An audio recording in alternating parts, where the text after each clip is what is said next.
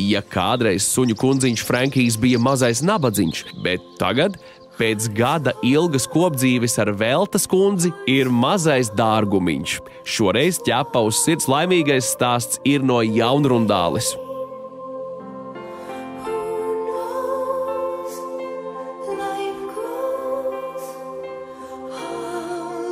Veltai visu dzīvi līdzās bijuši suņi. Īpaša vieta viņas sirdī bijusi tieši īru terjeriem. Pamazām māmiņa, vecmāmiņa, nākošais paudze, tā kaut kāds 5 paudzes man bija tie īru terjeri. Tas pēdējais īru terjeris aizgāja, 16 gadu viņam bija pāri, vai ne? Es paliku vispār bez neviena suņa. Frankiju Velta ieraudzījusi dzīvnieku patvērsmes Ulubele mājaslapā. Tiesa, viņa kā īsts suņu cilvēks iepriekš jau skaidri zinājusi, kādu meklē. Es zināju, ka man vajag maziņu. Es nevaru iekas, lai es viņu varu uznest uz 3. stāvu vai pasist padusē, iekāpt autobusā, ja vajag. Jo man patīk liela suņa, bet tas vairs nav priekš manis. Un man nebija enerģija, teiksim, ņemt kucēnu, es arī nevaru atļauties. Jo es nevaru atstāt sunīti bāriņos pēc tam, vai ne? Ar to man jārēķinās. Ieraugot Frankiju, vispirms fotogrāfijā, bet pēc tam aizbraucot uz patvērsmi, Veltai uzreiz bijis skaidrs, neviens cits kā viņa būs mazā suņuka nākamā saimniece. Ka viņš ir tik ļoti mazais nabadziņš. Neviens tādu neņems. Skaidrs, šķība purnu, iztecējuši aciņas. Nevienam tāds nav vajadzīgs. Visi grib smukus, mazus smukus, žiperīgus. Visticamāk, Veltas pašaizliedzīgā rīcība ir pilnīgā pretrunā ar attieksmi, kādu Frankijs bija piedzīvojis no saviem iepriekšējiem saimniekiem. Viņiem suns bija apnicis, tādēļ atrada kādu, kurš par pudeli grādīgā piekritis no Frankija atbrīvoties, to noslīcināt. Tomēr pēdējā brīdī izdevies suni izglābt, un Frankijs nonāca patvērsmē, novārdzis un pavisam slims. Es pat izgājām viņu pastaigāties, viņš bija kustīgs. Kustīgs viņš bija, mēs paņēmām pie pavadus un izgājām, tur Ulubelē pa mežu pastaigāties bišķiņu. Un tad es atnācu un teicu, es viņu noteikti gribu adaptēšu. Viņa teica, bet tas nebūs tik drīz. Viņam veselība jāsaved kārtībā. Viņa nevar tādu dot. Viņš galīgi slims, un tad es runāju ar tiem ārstiem tur arī, vai ne. Tur visādas procedūras viņam tur bija bijušas, un beigās arī zobi izraut. Viņam tagad bija galīgi šķīps purns, viņam bija tāds zobi ārā un visādi. 2 mēneši, kamēr Frankijs atlaba, bijuši vieni no garākajiem Veltas mūžā.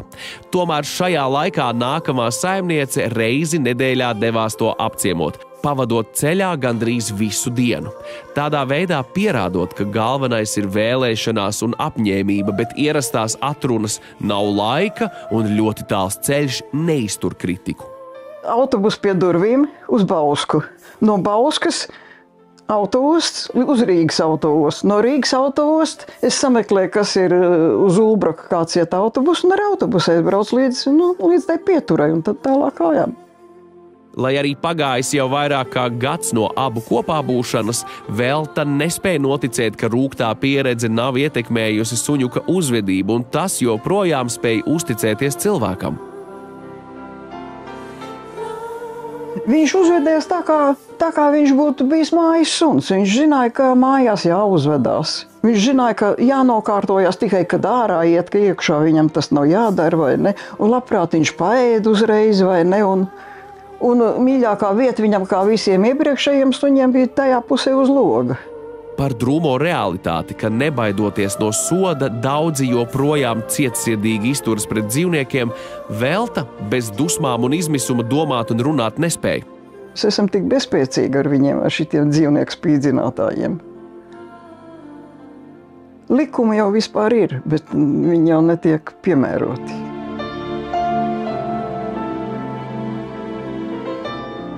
Vienīgi var mācīties viņa 100% mīlestību no suņa. Sunim tā ir. Vai katram cilvēkam tā ir, es nezinu.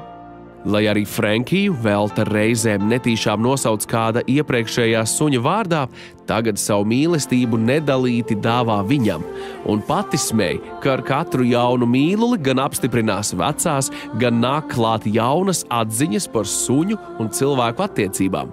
Es nesaprotu, kāpēc sunim jānoliek gult uz grīdas. Viņš grib ar cilvēku vienā augstumā būt, vai ne? Vai uz krēslu pretī sēdēt, vai ne tādā augstumā, vai viņš uzkāp uz logu un skatās, kas ārā notiek, vai ne? Kāpēc sunim uz grīdas jādzīvo? Es saprotu, liels suns tur doks vai kāds, vai ne? Tā. Bet maziņš sunīt. Viņam jābūt līdzvērtīgam ar mani, lai viņš tā justos, ka viņš ir līdzvērtīgs. Velta nav no tām saimniecēm, kas reizēm sapņo, kaut viņas suns mācētu runāt. Abi ļoti labi saprotas klusējot un zina, ko nozīmē viens otram. Lai saprastos ar suni, ir jādomā kā sunim. Un, lai domātu kā suns, ir jādzīvo kopā ar suni. Ja dzīvo kopā ar suni, tad jau viens saprotās. Viņš tāpat zina, ka es viņu mīlu. Un es zinu, ka viņš mani mīl. Viņam nevajag, lai viņu čubina. Viņam vienkārši gribās būt blakām, šitā piespiesties un viss. Buģošanās mums nepastāv. Viņš nelaizina mani, ne ģīmi, viņš negrib. Tas nav viņa dabā. Viņš ir ļoti pašpietiekams. Viņš priekš manis bija īstais. Vai ne, Frenkija? Protams. Jā. Tādu jau satiek, vai ne?